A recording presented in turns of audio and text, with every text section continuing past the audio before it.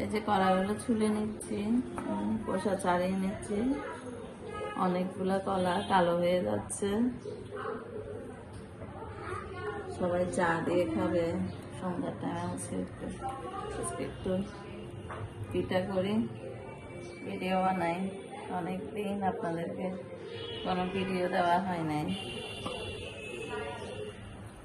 ব্যস্ত ছিলাম, মানে অনেক অনেক অনেক ব্যস্ত ছিলাম।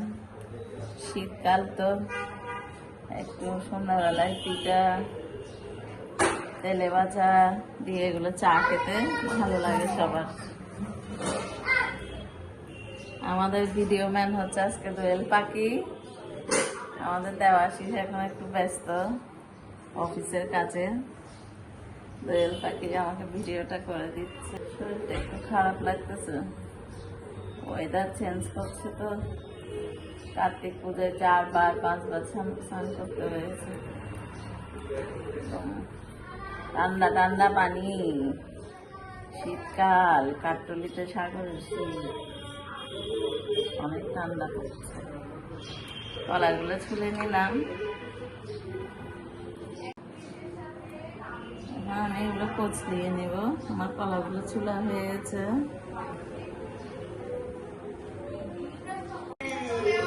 আমি কলাগুলো অনেক সুন্দর লাগছে দেখতে, কতগুলো ভালো ছিল একদম, কিন্তু সবগুলো কালো হয় নাই।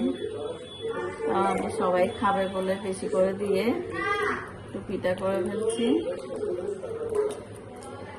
এই যে দেখুন, সব কলাগুলো ভালো।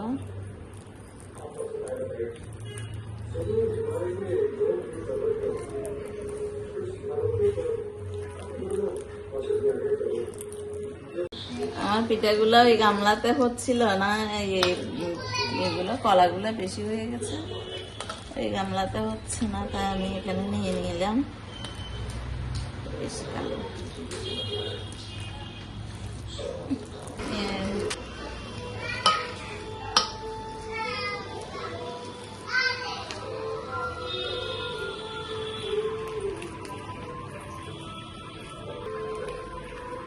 এখন আমি রান্নাটা রাতে করে রাখি। অনেক সময় দেখাতে পারি, অনেক সময় ভিডিও করতে পারি না, কারণ একটু বড় হচ্ছে তো, নিয়ে একটু পড়া তো বসতে হয়।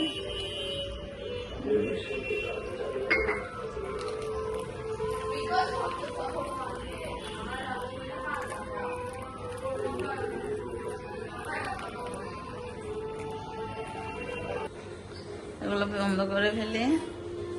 এটা আমাদের মহাজন আরতিবালা বেড়াতে আসছে আমাদের বাসায়। দেখেন, আমার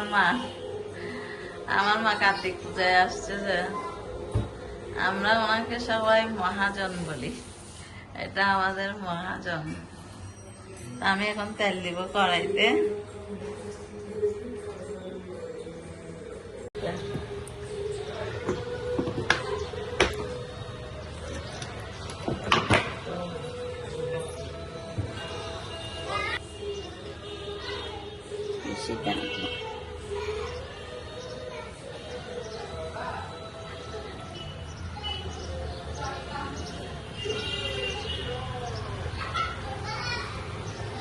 আপনারা এভাবে করে খেয়ে দেখবেন, চা দিয়ে বিকালবেলা একটু তেলে ভাজা, একটু কলা দিয়ে, ইয়া দিয়ে, ময়দা দিয়ে, চিনি টিনি দিয়ে মেখে একটু তেলের পিঠা।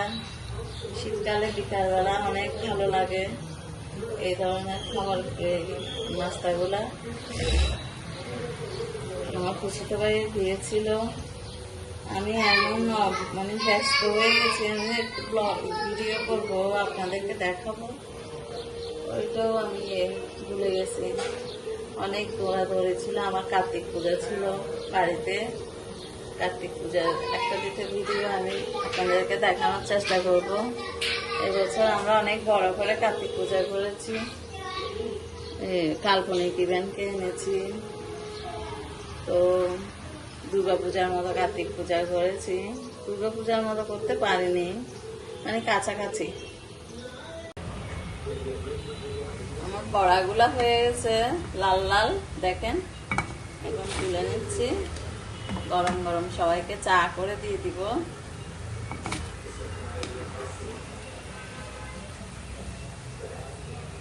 মাঝে মাঝে করে বাসায় আপনারা খেয়ে দেখবেন, খুব ভালো লাগবে।